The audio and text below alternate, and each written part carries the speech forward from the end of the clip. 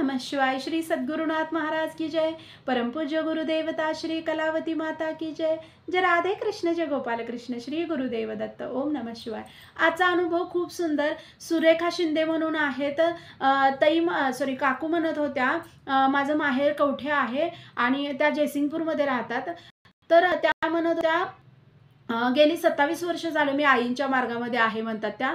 आणि तुम्हाला सांगू म्हटल्या मी माझा मुलगा 7वीत असताना आईंच्या मार्गामध्ये आले आणि इतकं तो अनुभव माझ्या आयुष्यभर लक्षात राहील म्हणल्या।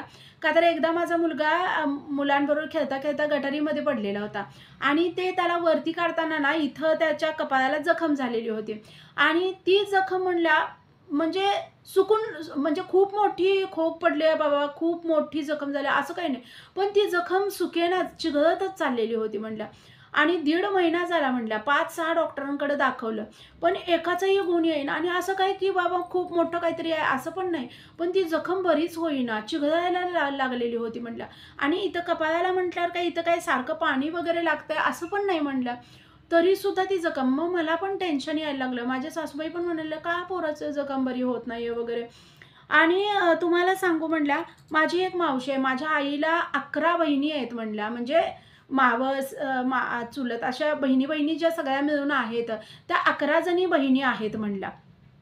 आणि ह्या 11 बहिणींमध्ये म्हणला माझी जी बहीण आहे, मावशी आहे, जिनं मला आईंच्या मार्गात आणलं, ती मावशी 7 नंबरची म्हणला।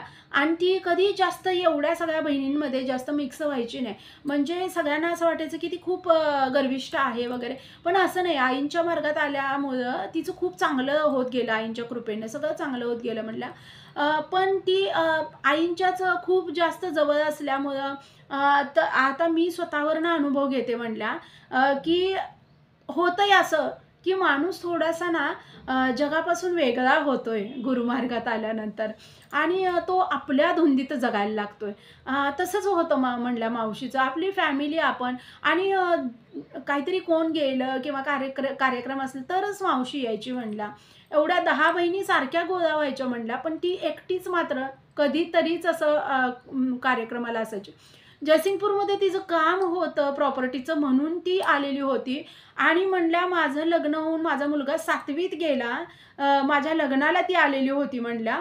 तर ती ती तो 7वीत गेल्यानंतर ती माझ्या घरी आली म्हणल्या आणि मला खूप छान वाटलं। पण सगळ्यांसारखंच माझ्या पण मनात तिच्याबद्दल हेच होतं की मावशी थोडी गर्विष्ठ आहे। पण म्हणजे सगळेजण असं बोलायचे, आमचा कधी मावशीशी एवढा काही संबंध नव्हता, सगळेच असे बोलायचे, माझी आई पण तशी म्हणायची। तर कुणालाही आईचंच पटणार असं असंच हे। पण आज कळतंय मावशीमुळं मी किती सुखात आहे आणि मावशीमुळं आयुष्यातला खरा मार्ग मला सापडला। आईनं जरी जन्म देऊन सगळ्या गोष्टी माझ्यासाठी केल्या, तरी पण मावशीनं इतकी मोठी गोष्ट माझ्यासाठी केली म्हणतात त्या की आयुष्यात ते ऋण नाही फिटणार। आईंना माझ्या आयुष्यात तिनं आणलं म्हणतात त्या। तर ती आली म्हणल्या माझ्याकडं। तुम्हाला सांगू म्हणल्या माझ्या घरात एकही देव नव्हता, म्हणजे सासूबाईच कधी करत नव्हत्या, तर नवरा पण करत नव्हता आणि म्हणजे माझी नणंद वगैरे पण कधीच नाही, धार्मिकपणा नव्हताच घरात। आणि दुसरी गोष्ट म्हणजे माझ्या माहेरी आई वगैरे पण खूप जास्त नाही, पण आमच्या घरी देव वगैरे होते माहेरात, पण इथं काहीच नाही। मावशी माझी ज्यावेळेला घरी आली म्हणल्या आणि ती 3 दिवस राहिलेली होती म्हणल्या माझ्याकडं।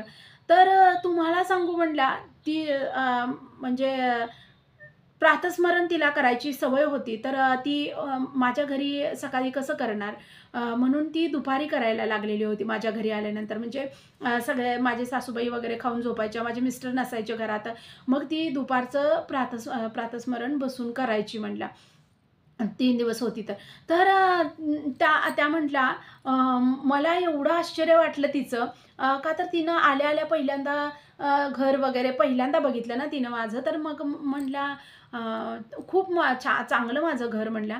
पण तिनं बघितलं आणि म्हटल्या तुझ्या घरात एकही देव नाही, कसलं जगणं जगताय गं तुम्ही असं। आणि मला खूप वाईट वाटलं म्हणल्या तिनं ते तसं म्हटल्यानंतर आणि राग पण आला। सगळेजण म्हणतात मावशी गर्विष्ठ आहे, बरोबरच आहे असं मला ते वाटलं म्हणल्या। पण ती म्हणली हे बघ घराला घरपण बाईमुळे येतंय, तसं घराला देवघरामुळं सुद्धा घरपण येते. देवघर नसेल, घरात देव नसतील, तर काय काय ते तसलं घराला, तसल्या जगण्याला काय अर्थ आहे अगं? थोडं तरी केलं पाहिजे. असं नंतर-नंतर ज्यावेळेला ती बोलायला लागली ना, तर त्यावेळेला मी म्हटलं, "अगं नाही, आमच्या घरी मानतच नाहीत देव वगैरे.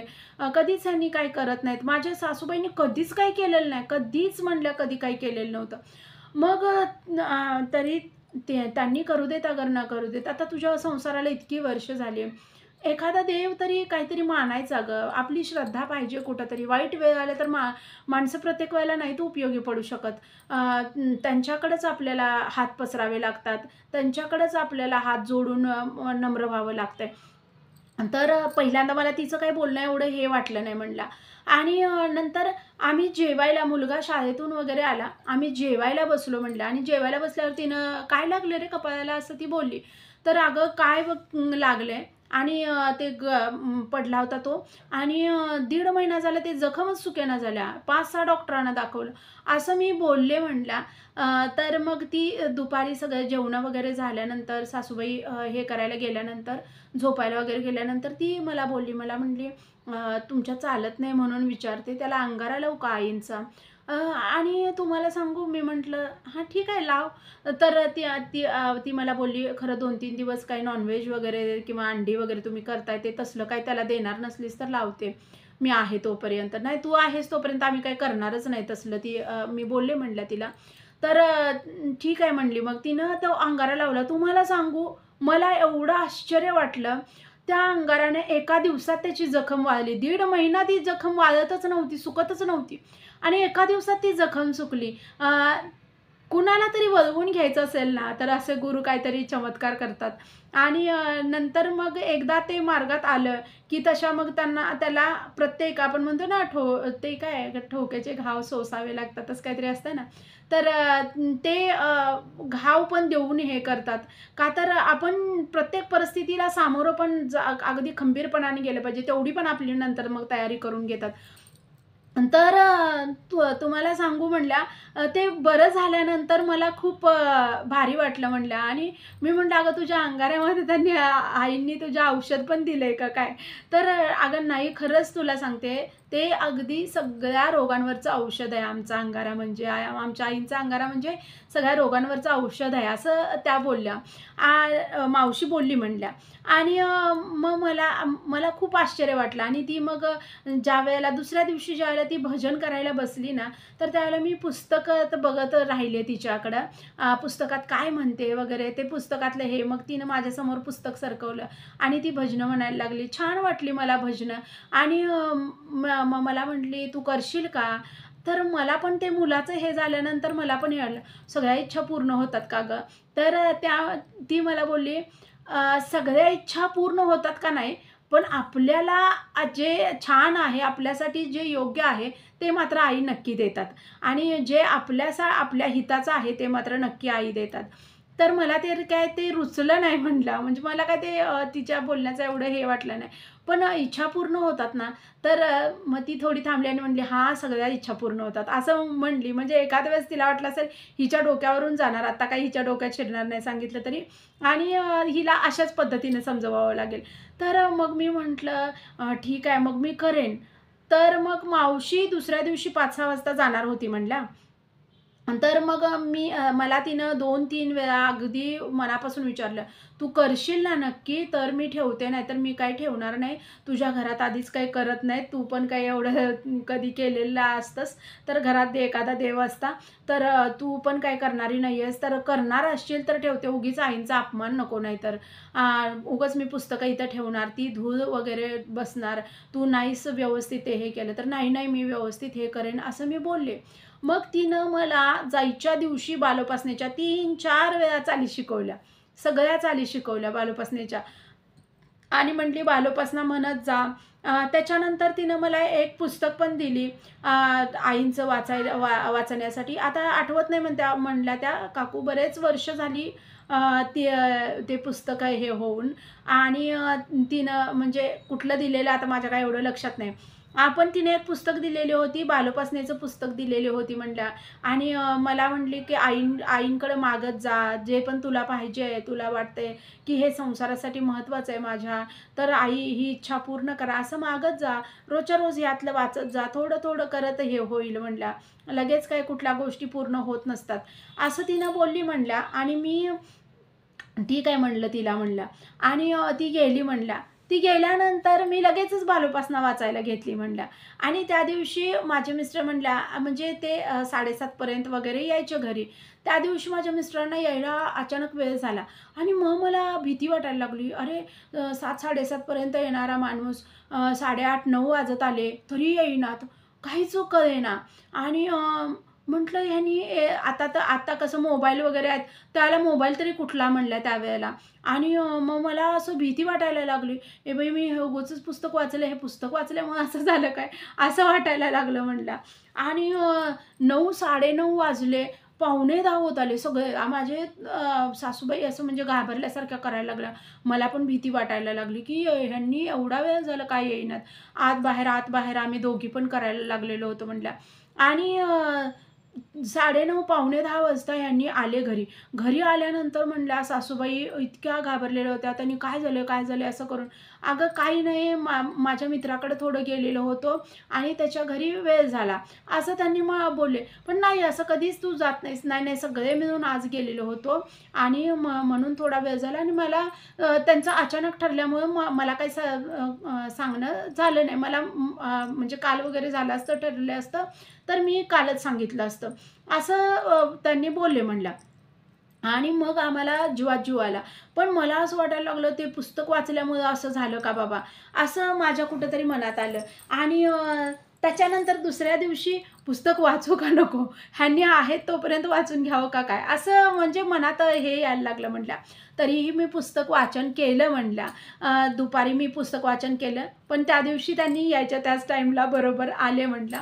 आणि तुम्हाला सांगू म्हणल्या, असे बऱ्याच वेळेला बरेच संशय मनात येत गेले म्हणल्या. बऱ्याच वेळेला संशय यायचे म्हणल्या मनात. म्हणजे काहीतरी झालं की अरे आता आपण हे पुस्तक वाचायला म्हणून असं झालं का? ह्याच्या आधी तर कधी असं होत नव्हतं. म्हणजे मन काहीतरी चांगलं करायला लागलं ना, ते वाईट गोष्टींकडे लगेच त्यावेळेला मात्र संशय. आणि आपण आयुष्यभर पापाचरण करत राहतोय म्हणतात त्या.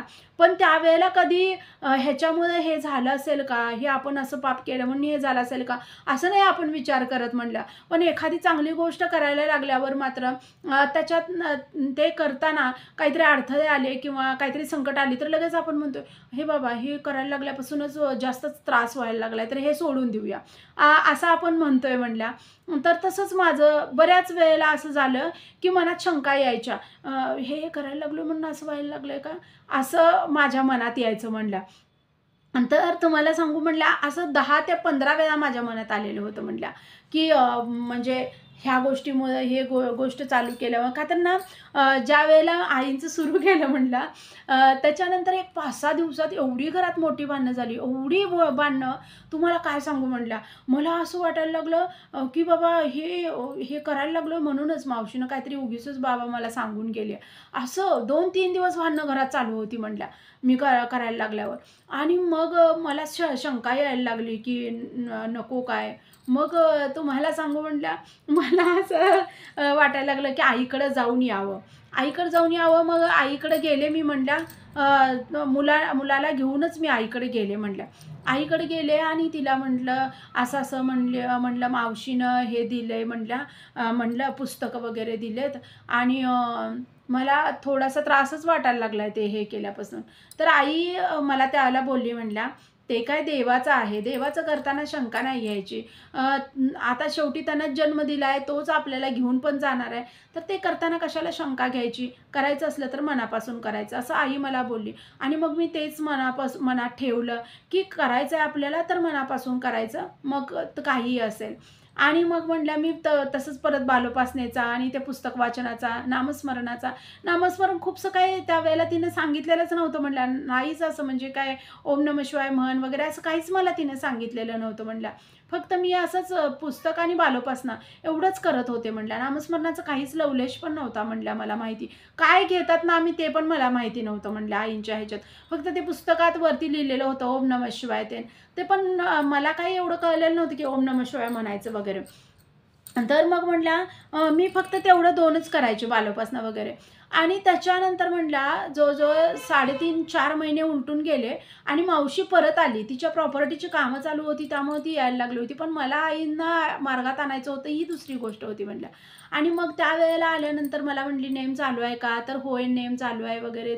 तिला खूप आनंद झाला म्हणल्या. म्हणल्या, "मला माहिती असतं जर तुझा व्यवस्थित नेम वगैरे चालू आहे असं मला जर हे झालं असतं ना, तर मग मी म्हटल्या येताना आईंचा फोटो वगैरे तुझ्या घरी काय हरकत नाही ना." आणि मग म्हटल्या मावशीनं आणि मी पहिल्यांदा जाऊन दोघींनी मिळून गणपतीची मूर्ती, त्याच्यानंतर आईंचा फोटो, त्याच्यानंतर शंभू महादेवांची पिंड हे 2-3 घरात घेऊन आलेलो होतो. सासूबाई पण काही बोलल्या नाहीत म्हटल्या, "तू करणार आहेस तर कर, मला काही नाही हरकत." असं त्यांचं हे होतं. आणि ते मावशीच्याच हस्ते आमच्या घरात देवारा पहिल्यांदा स्थापन झाला. तिनंच देवारा मला छोटा घेऊन दिलेला होता. एवढा छोटा देवारा होता म्हणल्या. तो छोटा देवारा तिनंच मला घेऊन दिलेला होता. पहिल्यांदा आमच्या घरात देव आले म्हणल्या तिच्याच हातानं. आणि मग म्हणल्या तुम्हाला सांगू तो देव्हारा लावला आणि त्या देव्हाऱ्याच्या पुढं मला म्हणली बसून हे करत जा, नामस्मरण करत जा. आणि मग त्यावेळेला मला कळलं की नामस्मरण ओम नमः शिवाय म्हणून करायचं असतंय.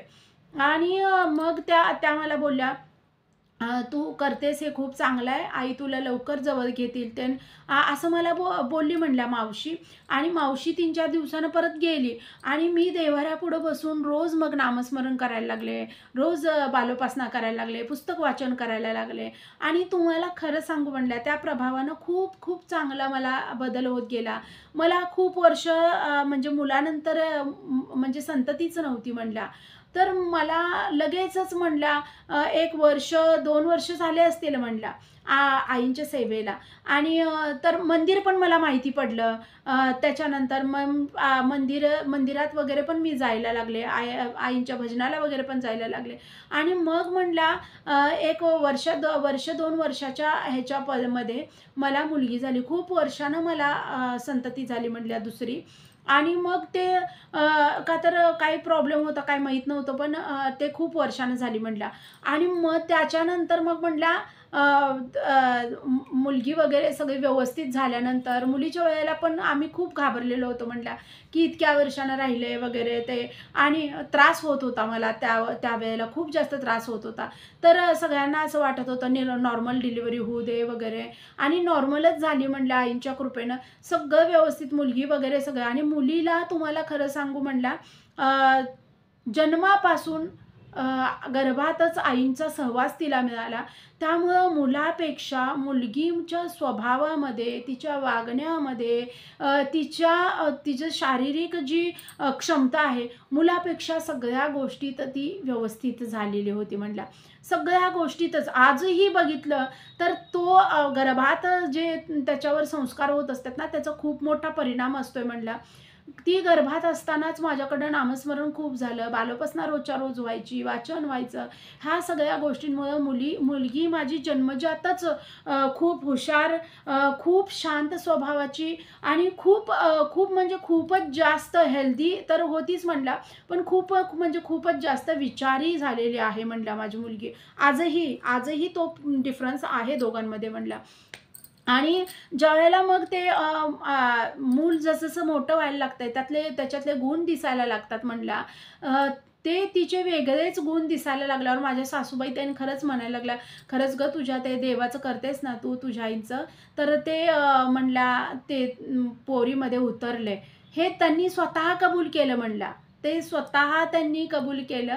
आणि तुम्हाला काय सांगू म्हणल्या खूप चमत्कार झाला म्हणल्या माझ्या आयुष्यात.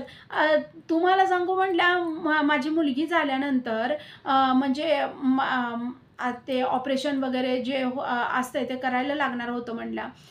पण तुम्हाला सांगू त्यावेळेला ते शक्य नव्हतं. इकॉनॉमिकली थोडं प्रॉब्लेम होता. तर त्यावेळेला नको होतं घरचे वगैरे म्हणायला लागले नंतर हे करूया. त्या गोष्टी झाल्या म्हणल्या. पण तुम्हाला सांगू ते पैशांची तजवीज जे लागणार होते ऑपरेशनला, माझं होतं की त्याच ह्याच्यामध्ये होऊन जाऊ दे पटकन, ते असं होतं. पण तुम्हाला सांगू म्हटल्या पैशांची तजवीज अशा प्रकारे झाली म्हटल्या, माझ्या ऑपरेशनला वगैरे लगेच पैसा मिळाला म्हटल्या. नाही, नाही म्हणत होते, पण त्यावेळेला लगेच पैसा गोळा झाला आणि ते ऑपरेशन वगैरे का ते फक्त आईंच्या कृपेवर झालं म्हटल्या, नाहीतर ते खूप लांबणीवर त्या गोष्टी पडल्या असत्या. ते झालं म्हणला आणि ज्यावेळेला म्हणजे सासूबाई मावशी पण ज्यावेळेला पहिल्यांदा आली त्यावेळेला म्हणलेली होती म्हणल्या, की तुझ्या सासूबाईंनी पण आता केलं पाहिजे, आयुष्याचे किती दिवस राहिलेत वगैरे. आणि सासूबाई पण आपोआपच तुम्हाला काय सांगू म्हटल्या, काही असं घडलं नाही किंवा काही नाही, किंवा आम्ही त्यांना म्हटलं नाही किंवा काही नाही. आपोआपच माझ्या सासूबाई पण आईंचं करायला लागल्या. आपोआपच म्हणल्या, काहीच नाही. मग बघायचं आणि त्या पण यायच्या, आईंना नमस्कार करायच्या. नंतर माळ घेऊन बसायला लागल्या, ओम नमः शिवाय म्हणायला लागल्या. आईंना पण आईंनी त्यांना पण मार्गात आणलं आणि आईंची 2 वर्ष सासूबाईंकडनं सेवा खूप चांगली झाली आणि मग त्या गेल्या म्हणल्या. शेवटचा काळ आईंनी सार्थकी घालवला त्यांचा म्हणल्या, की नाम, जप वगैरे सगळं व्यवस्थित करायला लागलेल्या होत्या, नामस्मरण वगैरे त्या. आणि सासूबाई गेल्या. त्याच्यानंतर मुलं म्हणजे ती पण तजवीज आईनी केली, की म्हणजे माझ्या डिलिव्हरीनंतर मुलीच्या वगैरे, की व्यवस्थित त्यांनी सांभाळण्यासाठी सासूबाईंना त्यांनी ठेवलेलं होतं व्यवस्थित.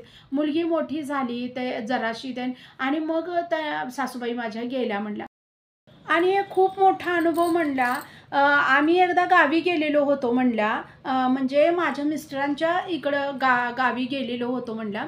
तर खेडेगाव आहे म्हणल्या आणि त्यांचे म्हणजे सासूबाई वारल्यानंतर आम्हीच दोघं गेलेलो होतो म्हणल्या.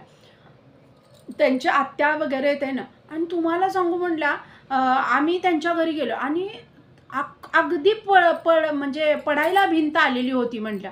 अगदी पडायला भिंत आलेली होती आणि त्या घरात गेल्यावर भीती पण वाटायला लागलेली होती म्हणल्या. आणि त्यांची आत्या होती म्हणल्या तिथं आणि आम्ही गेलो, बराच वेळ बसलो म्हणल्या. आणि माझ्या मुलाला त्याच भिंतीच्या शेजारी तो बसलेला. त्याला कितीतरी वेळ आम्ही की "अगं, अरे तू का तिथं बसलायस रे? तू उठ तिथून इकडे ये." तर ते तिथंच खेळत होता म्हणल्या. तिथंच तिथंच बसलेला होता तो. आणि "इकडे ये, इकडे ये." तर तो अजिबात हे झाला नाही, हलला नव्हता तिथनं म्हणल्या. आणि आम्ही हे झालो, तुम्हाला सांगू म्हणल्या, त्या दिवशी आईंनी इतका मोठा चमत्कार केला आणि मला उगीचच बसल्या-बसल्या ना उगीचच भीती वाटली, "ए बाबा, हे भिंत वगैरे पडायच्या अंगावर." असं मला वाटायला लागलेलं होतं म्हणल्या. आणि मी नामस्मरण करायला लागलेले होते म्हणल्या. बोलत-बोलतच मी ओम नमः शिवाय म्हणत होते म्हटल्या त्यांच्यासोबत. आणि त्यांनी चहा वगैरे करून दिला आणि मी म्हटलं, "आत्या, हे थोडंसं एवढं पडायला लागलंय, तर तुम्ही हे केलं पाहिजे ते." तर "काय आता म्हातार माणूस, पडलं तर पडू दे." असं त्यांच्या आत्या बोलायला लागलेल्या होत्या म्हटल्या. आणि तुम्हाला काय सांगू म्हणल्या, आम्ही बाहेर आलो म्हणल्या, काय त्यांना बराच वेळ बसलेलो आम्ही, 20 मिनिटं तरी बसलो असेल म्हणल्या. आणि आम्ही बाहेर आलो आणि तुम्हाला काय सांगू म्हणल्या, ती भिंत खरंच निम्मी पडली म्हणल्या. आणि माझा मुलगा तिथंच खेळत होता आणि एवढं आणि तरी बरं आत्या पण बाहेर आलेल्या म्हणल्या आम्हाला सोडायला त्या. आणि ती भिंत अर्धी ढासळली म्हणल्या. आणि इतकं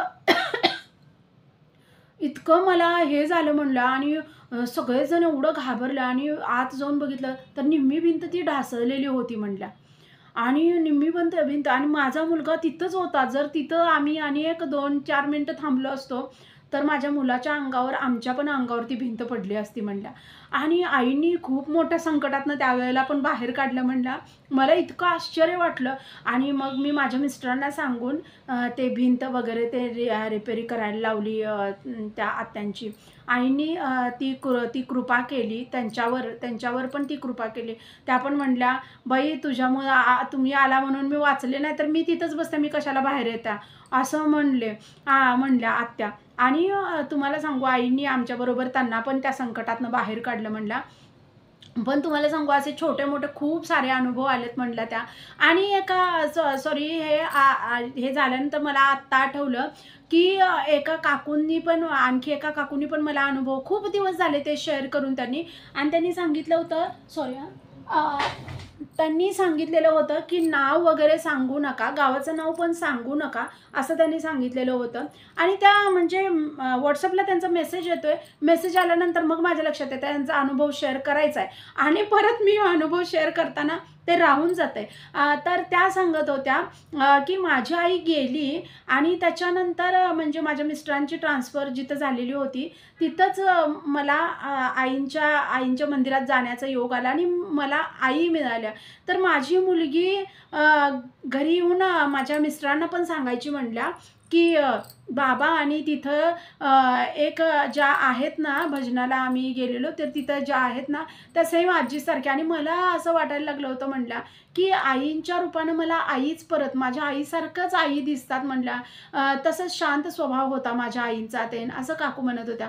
आणि त्याच्यानंतर काकू म्हणल्या, माझा आणखी एक अनुभव म्हणजे म्हणजे आता ते नाव पण सांगावं का नाही, त्यांच्या मुलाचं जिथं लग्न होतं म्हणल्या, तर तिथं मुलीकडच्यांनी हे घेतलेलं होतं रूम हॉल होता ना लग्नाचा, तर तिथं मुलीकडच्यांनी रूम दिलेल्या होत्या तयार होण्यासाठी रूम देतात ना, तर त्याला कुलूपच नव्हतं म्हणल्या. आणि आता कुलूप नाही तर काय करायचं असं वाटायला लागलं म्हणल्या. आणि सगळेजण लग्नाला आता खाली जाणार आणि सगळे दागिने, कपडे वगैरे खूप खूप सगळे वस्तू वगैरे त्या रूममध्ये. आणि त्यांनी पण सांगितलेलं होतं म्हणल्या त्या हॉलच्या मालकांना, की त्यांना रूमला कुलूप द्या. तर त्यांनी म्हटले कुलूप नाही आहे. आणि कुलूप नाही आहे, मग मला म्हटला खाली जर जायचं आहे, पोरी तर कोण बसणार नाहीत म्हणल्या. आता लग्न सोडून कोण तिथं बसणार आहे म्हणल्या सामान राखायला. आणि मग मी काय केलं, तिथं बालोपासना म्हणली म्हणल्या बसून. आणि म्हणलं, "आई मला आता खाली जायला पाहिजे लग्नाला. तर तुम्हीच आता ह्या सगळ्या सामानाचं रक्षण करा" म्हणल्या. तुम्हाला सांगू म्हणल्या, एक साधं त्यातली एक साध्यातली साधी सुद्धा एखादी गोष्ट कुठली गेली नाही म्हणल्या. सगळं जसंच्या तसं होतं म्हणल्या. त्या रूमला कुलूप नव्हतं, काही नव्हतं. तरीसुद्धा मी आईंच्या भरवशावर सगळे दागिने-बिगिने सगळ्यांचे दागिने वगैरे ते प्रत्येक कार्यक्रमाला वेगवेगळं, हळदीला वेगळं, ह्याला वेगळं असं पोरींनी घेतलेलं. सगळं जसंच्या तसं होतं म्हणल्या. काही त्या ह्याच्यातलं हरवलं नाही म्हणल्या. आणि आणखी एक अनुभव म्हणला की मला अनुग्रह घ्यायचा होता. पण माझे मिस्टर लागलेले म्हणल्या की नंतर घ्यायचा, नंतर घ्यायचा असं ते म्हणत होते. तर म्हणल्या एकदा मी असं झोपल्यानंतर मला स्वप्न पडलं म्हणल्या, की स्वप्नात माझ्या असं आलं एक पांढरं कपडे घातलेली व्यक्ती आहे. कोणतरी म्हणजे जेंट्स आणि ते सिद्धारूढ स्वामीच आहेत असं म्हणल्या त्या. असं मला वाटतंय. तर ते म्हणल्या, "बाळ तू अनुग्रह कधी घेणार आहेस? तू गुरु कधी करून घेणार आहेस?" आणि मग मी ना म्हणल्या मी ती भजनाला जात होते. तिथल्या काकूंना बोलले म्हणल्या, तिथल्या ताईंना बोलले की असं-असं मला स्वप्न पडलंय. तर त्यांनी लगेच म्हणल्या हे केलं आणि बेळगावला लेटर पाठवलं म्हणल्या. आणि माझं अनुग्रहाची तारीख पण आली. आता म्हणल्या मला एवढं टेन्शन आलं, की म्हणजे घरी तर आता ह्यांनी तर सांगितलं तर पाठवणार नाही तर का तर त्यांना न विचारताच मी हे सांगितलेलं होतं, आता पाठवणार नाहीत. मग म्हणल्या माझ्या बहिणीकडे मी जाणार आहे, असं हे केलं म्हणल्या, सांगितलं. आणि ते पण आईनं प्रार्थना केली, की माझ्या बहिणीचा फोन येऊ नये. मी अनुग्रह घेऊन येईपर्यंत बहिणीचा फोन येऊ नये. आणि मी बहिणीकडं गेले असं दाखवलं म्हणल्या. आणि मी बेळगावला अनुग्रहाला गेले म्हणल्या. आणि म्हणजे त्या काळात बहिणीला पण हे सुचवून दिलं नव्हतं किंवा सांगितलं नव्हतं, की फोन वगैरे करू नको किंवा तिला काही माहिती नव्हतं. पण आईंनाच प्रार्थना केलेली होती म्हणल्या, की तिचा फोन वगैरे नाही यायला पाहिजे एवढ्या दिवसात. आणि म्हणलं अनुग्रह वगैरे घेऊन आले अगदी व्यवस्थित, तरीही माझ्या मिस्टरांना काही कळलं नाही म्हटलं. आणि त्याच्यानंतर मग मी सांगितलं, की "अहो, मी अनुग्रह घेऊन आले." तर म्हटलं ते पण खूप हसले आणि "अरे, तुला आई खूपच सपोर्ट करायला लागलेत," असं बोलले. आणि घेतलायस ना अनुग्रह, तर आता खूप छान सेवा कर, असं त्यांनी बोलले म्हणल्या. आणखी एकदा म्हणल्या म्हणजे जिथं आम्ही ट्रान्सफर झालेली होती ना, तिथलं वातावरण मला सूट होत नव्हतं. आणि मग आम्ही बरेच वर्ष राहिलेलो होतो आम्ही तिथं. आम्ही नंतर बदली होणार होती, तर थोडे दिवस आधी मी माझी मुलं घेऊन आमच्या इकडं आता जिथं राहतात त्यांनी तिथं आलो म्हणल्या. तिथं आलो. राहिला तिथं काही असं सामान वगैरे जास्त नव्हतं म्हणल्या. का तर आमचं सामान तिथंच होतं जिथं आम्ही ट्रान्सफर झालेली होती तिथं. तर तिथं इथं आल्यानंतर म्हणल्या मी असं आईंना प्रार्थना केली, की "आई, मला एखादा गालिचा तरी इथं पाहिजे, का तर माझे पाहुणे वगैरे येतात, करतात इथं. तर एखादा गालिचा तरी मला पाहिजे." आणि मिस्टरांना आल्यावर मी बोलते, "मला एक गालिचा तेवढा घेऊन देऊ देत." असं मी बोलले म्हणला. आणि तुम्हाला सांगू, नवरात्रीचं ते सीझन होता म्हणला आणि अगदी सगळ्या एक-एक माल चेक करून देत होतीत म्हणल्या. आणि त्यात ते गालिचा गालिचा हे केलेला होता म्हणल्या आणि घेतलेला होता. सगळ्या मालांचं बिल झालं म्हणल्या, खरं त्या गालिच्याचं बिलच झालं नाही म्हणल्या. आणि मला इतकं हे वाटलं, का तर मी आईंना कितीतरी वेळा मला गालिचा पाहिजे, गालिचा पाहिजे असं मी बोललेले होते म्हणल्या. तर आईंनी त्या गालिच्याचं बिलच नाही आणि तो गालिचा मला मिळाला म्हणल्या. तर आईंनी मला गिफ्ट दिल्यासारखं वाटलं. म्हणल्या त्या, म्हणजे आईनी गिफ्ट दिलं. मी म्हटलं तसं, की "आईंनी तुम्हाला गिफ्ट दिला?" तर त्या म्हटल्या, "होय, खरंच आईंनी मला गिफ्ट दिलं" म्हणल्या. असे खूप सारे अनुभव त्या पण सांगत होत्या.